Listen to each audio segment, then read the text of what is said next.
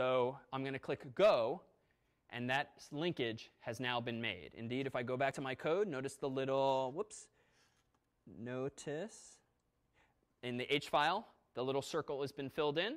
And I can confirm as much now if I go to the nib file and I control click on this button. Notice that it turns out there's more than just the default blue line that can happen.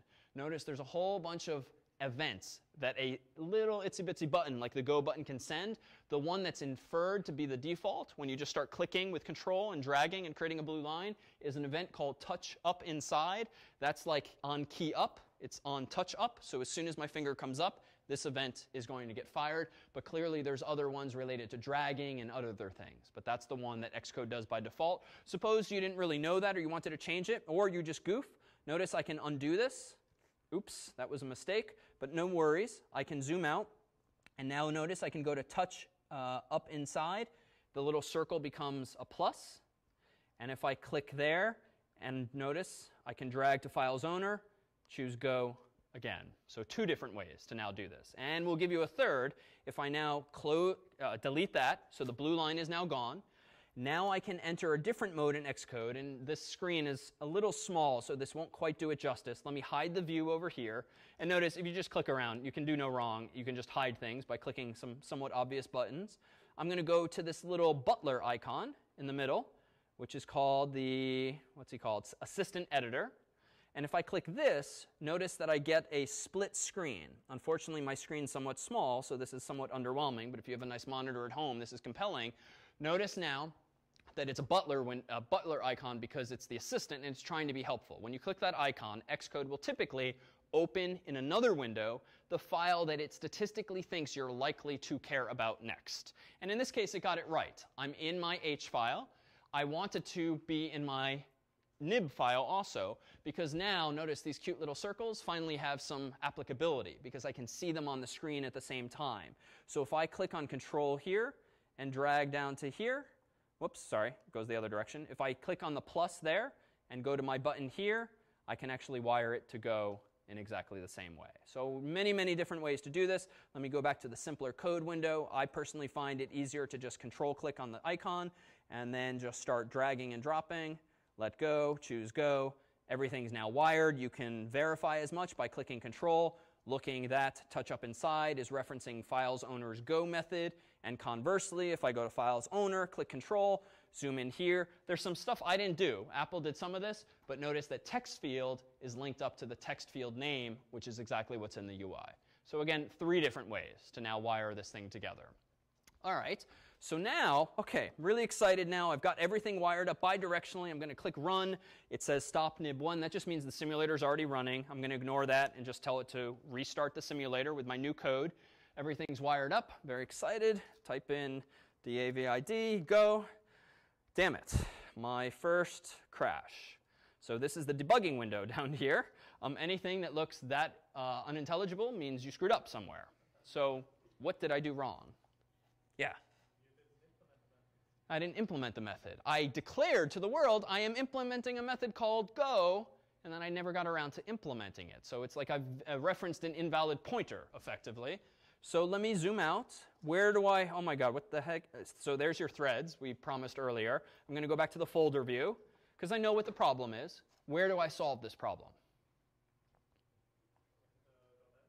Yeah, the .m file for my view controller. So first, let me go to my H file.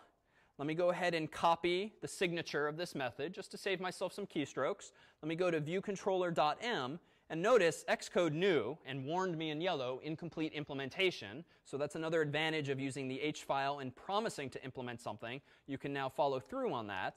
Let me go ahead and start implementing that here. Question?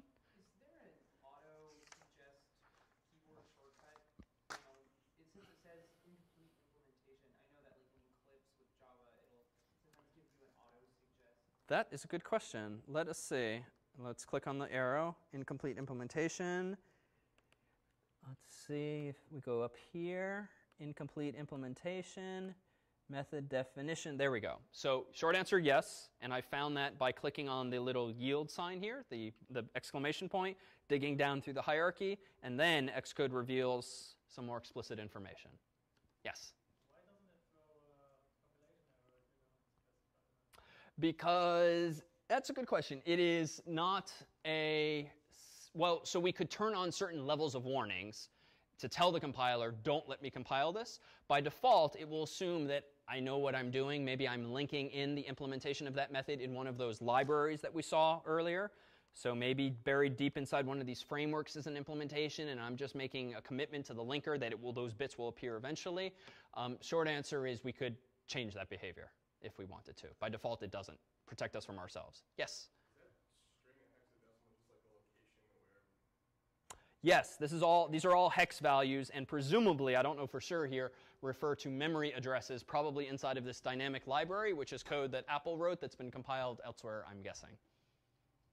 RJ. If you scrolled up in there, would there be any useful information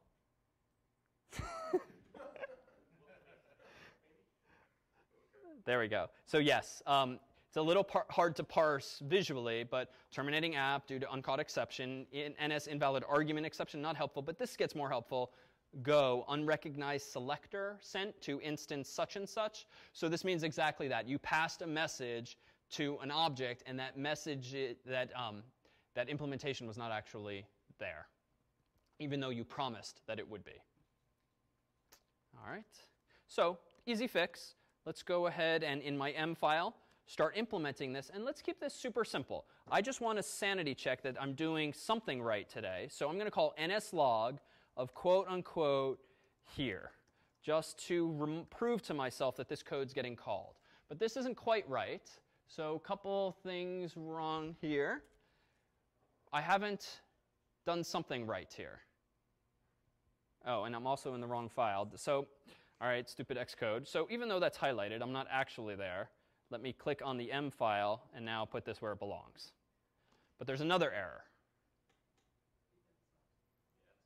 Yeah, where do I put an @ sign? Okay, in front of the first quote mark, but why? That looks like a string already. It's quoted.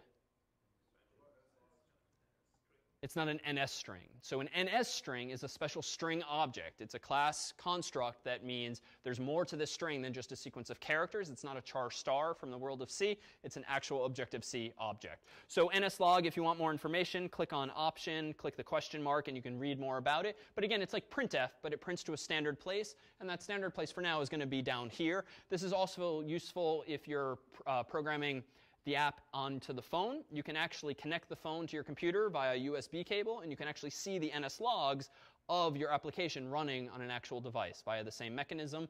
Generally, though, you should remove all of these things before you ship your product. Otherwise, anyone can see your debugging messages by plugging their phone into like iTunes and watching some of these messages, or the Xcode counterpart. Okay, so what I'm promising here is that when the go method is called, it's just going to print to the log at the bottom of the screen here with a bunch of exclamation points. And that'll be progress, more than we've had thus far. So let's run this with the play button down here. Okay. DAVID, go. Woo! Finally, I'm programming for real. So it's not that interesting. The timestamp's changing, so it's happening again and again. But of course, I'm not actually getting the value that's in that text field. So we need to go one step further. So how can we go about getting that value? Well, let me try how best to do this. Let's try this.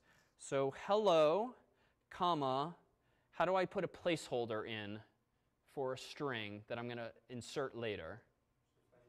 Yeah, so %s, %@, if it's going to be an NS string. So I would have figured out the hard way if I got it wrong, and it would give me a little red flag. So hello here, close quote, comma.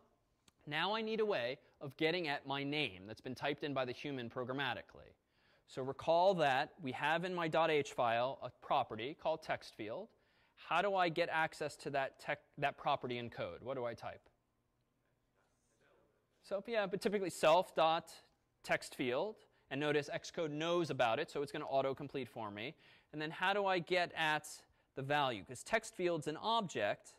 I'm actually not sure. So I could read the documentation, but I've read it in advance. And if I start auto-completing here, it turns out that a UI text field object, if you read the manual, has a property associated with it called text, whose data type is, apparently, an NS string pointer. So it's a string. So I'm going to go ahead and just do self.textfield.text close paren, semicolon, save, and all those errors went away.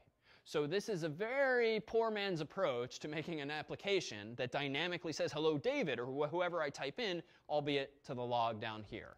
So let's go ahead and clear the log by clicking this little clear button. Let's rerun the program at top left. Here's the program. I'm going to go ahead and type in DAVID, go. All right. So